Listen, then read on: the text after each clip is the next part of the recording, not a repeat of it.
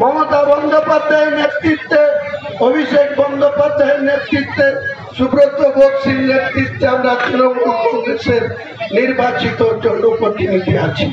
আমি মুখে যাই বলি না কেন, রাজ্য নেতৃত্ব আমাদের সকলের কার্যকলাপ, সকলের চলাফেরা, সকলের মানুষের সঙ্গে কি ধরনের সুসম্পর্ক রেখে চলি, এগুলা তেনারা লক্ষ্য করছেন। তেনারা সঠিক সময়ে সঠিক সিদ্ধান্ত নেবেন বলে আমি মনে করি। তাই আগামী দিনে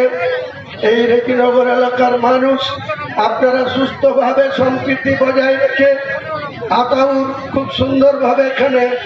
এপারটা পরিচালনা করে, ওপারটাও মাঝে মাঝে ও সবারই সঙ্গে অপারেশন করছে। আমরাও চাই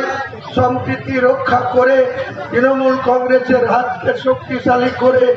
আগামী দিনে এই ভোট সাধতে একটু অন্তরালে পাঠিয়ে আগামী দিনে ভালোভাবে রেজিনগর, বেলডাঙ্গা, নওদা বিভিন্ন এলাকায় নতুন মুখ এনে যাতে তৃণমূল কংগ্রেস আবার স্বমহিমায় মমতা বন্দ্যোপাধ্যায়ের নেতৃত্বে আগামী দিনে আমরা জোরদার লড়াই এবং স্বমহিমায় চতুর্থবারের জন্য